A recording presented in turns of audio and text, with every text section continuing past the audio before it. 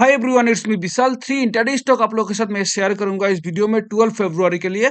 तो वीडियो बहुत ही इंपॉर्टेंट रहेगा। आप लोग यहाँ में वीडियो को लास्ट तक जरूर देखना, क्योंकि मैं आप लोग को यहाँ में बताऊंगा कि कैसे हम लोग प्योर प्राइस एक्शन में ट्रेड करते हैं बिना कोई इंडिकेटर का यूज करते हुए। हम लोग प्राइस एक्शन को कैसे रीड करना है इंटरडे के लिए, वो यहाँ में आप लोग को सीखने को मिलेगा। तो चलिए वीडियो कंटिन्यू करते हैं।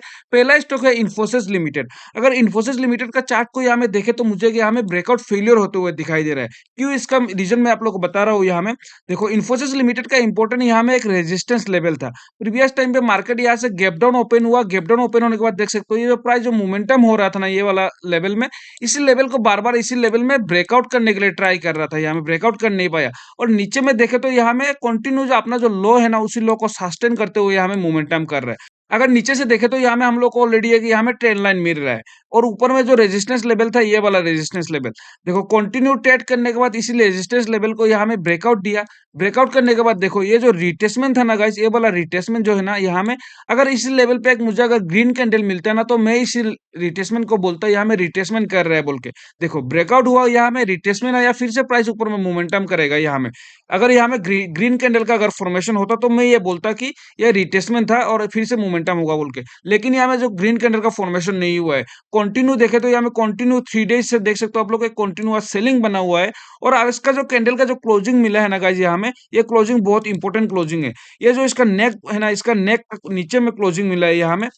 ये इसका गाइस इंपॉर्टेंट रेजिस्टेंस लेवल था यहाँ में। इसका नीचे का लेवल में क्लोजिंग हम लोग को यहाँ में मिला है। तो कल अगर इसी लो का अगर फिर से लो ब्रेकडाउन इसी लेवल पे कर देता है ना, तो नेक्स्ट टारगेट जो हम लोग का रहेगा यहाँ में 1840 का, इसी लेवल का टारगेट के लिए यहाँ में हम लोग इसको ट्रेड कर सकते हैं। क्योंकि यहाँ में ऑलरेडी मेरे को एक ब्रेकआउट फेलियर होते हुए दिखाई दे रहा है। अगर ब्रेकआउट फेलियर नहीं होता ना, तो यहाँ में ग्रीन कैंडल फॉर्मेशन हो जाता। आज का सुबह से ही मैं इसमें नोटिस कर रहा था गाइस, यहाँ में ग्रीन कैंडल का फॉर्मेशन हुआ था इसी जोन पे। मार्केट स्टार्टिंग का टाइम पे यहाँ में ग्रीन कैंडल फॉर्मेशन हो रहा था। लेकिन जब मार्केट क्लोजिंग दिया, अगर क्लोजिंग और मैं नोटिस किया, तो ये जो कैंडल था ये एक हैमर कैंडल यहाँ में फॉर्मेशन हो चुका है। तो इसका लो अभी ब्रेकडाउन देने से कल हम लोग को यहाँ में फिर से हम लोग को 1840 का टारगेट मिल सकता है। 5 मिनट में मैं आप लोगों के साथ डिस्कस करूंगा इसमें एंट्री एग्जिट कैसा बनेगा। तो यहाँ में अगर हम 5 मिनट के चार्ट पे अगर हम लोग इसका चार्ट को देखें, तो देखो अभी हम लोग का नीचे में जो इंपॉर्टेंट जो सपोर्ट निकल के आ रहा है, वो है गाइस यहाँ में 1870 का इंपॉर्टेंट सपोर्ट निकल के आ रहा है।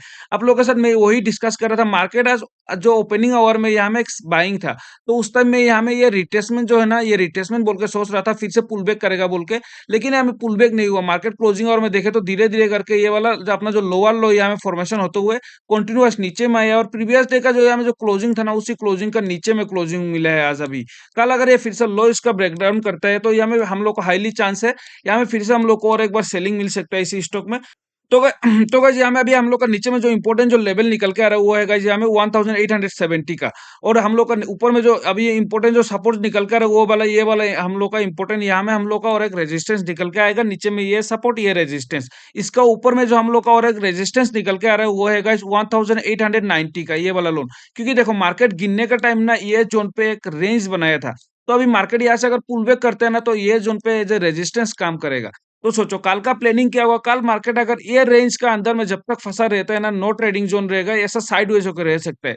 कल अगर इसका नीचे का अगर ब्रेकडाउन मिलता है, यहाँ में ओपन होने के बाद इसी रेंज के अंदर में ओपन हुआ, उसके बाद अगर ये रेंज का ब्रेकडाउन मिलता है, उस टाइम यहाँ में हम लोग एक सेलिंग का ट्रेड बना सकते हैं। मोर से मैक्सिमम 7 या 8 पॉइंट का स्टॉप लॉस रख के यहाँ में एक सेलिंग ट्रेड बना सकते हैं। कल अगर ये रेंज का अगर अंदर में ओपन होने के बाद अगर नीचे में ब्रेकडाउन करते हैं, तो व्हाट इफ अगर कल मार्केट यहाँ में गैप अप ओपन हो जाता है ना। गैप अप ओपन होने से इंपॉर्टेंट लेवल रहेगा 1890 का। इसी लेवल का ऊपर में गैप अप ओपन होने से I am not interested for trading इसमें।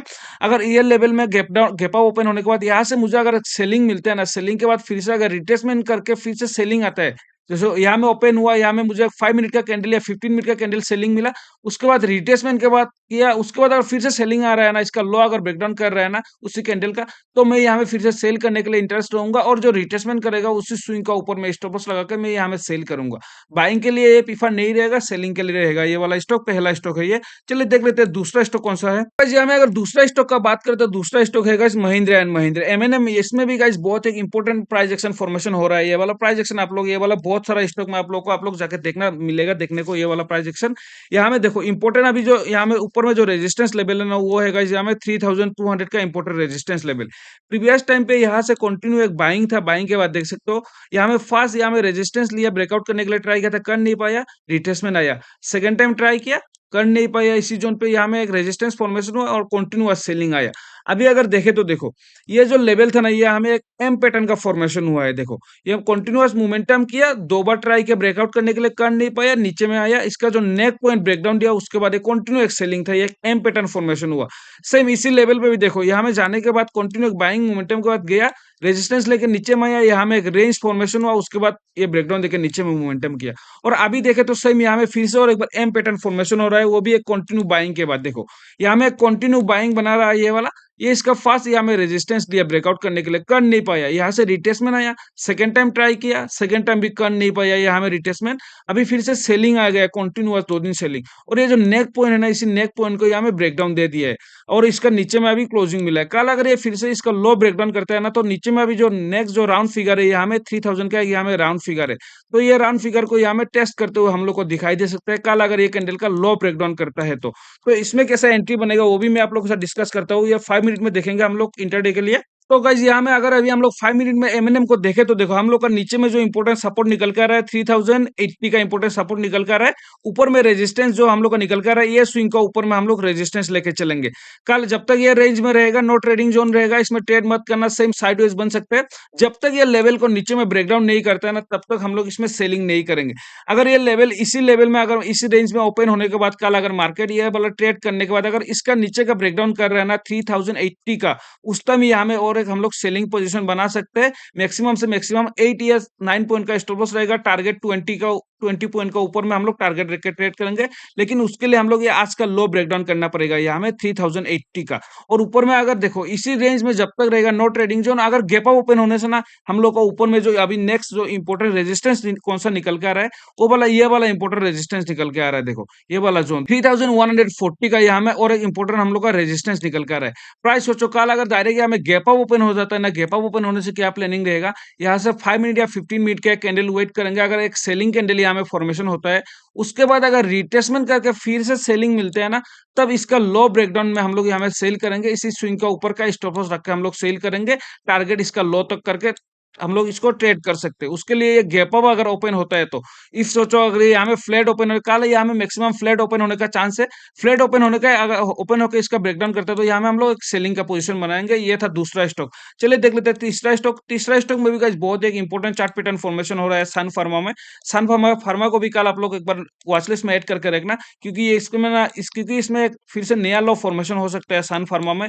मेरा एनालिसिस से मुझे ऐसा लग रहा है। प्योर प्राइस एक्शन अगर देखें तो हम लोग यहाँ में प्रीवियस टाइम पे देख सकते हो, सन फार्मा में जो इंपोर्टेंट हम लोग का जो ये एक इंपोर्टेंट लेवल था, यहाँ में देखो, ये लेवल ब्रेकआउट करने के बाद ऊपर में मोमेंटम का टाइम, ये जो लेवल था ना, यहाँ में एक रेंज फॉर्मेशन हुआ था। एक रेंज फॉर्मेशन होने के बाद बहुत टाइम यहाँ में ट्रेड करने के बाद ये इसका ब्रेकआउट के ऊपर में मोमेंटम किया था। अभी अगर सेम देखे तो देखो, सेम वही जो यहाँ में सपोर्ट जैसा काम कर रहा है इसी लेवल पे। प्रीवियस टाइम पे ये रेजिस्टेंस था, तो यहाँ में अभी सपोर्ट जैसा काम कर रहा है।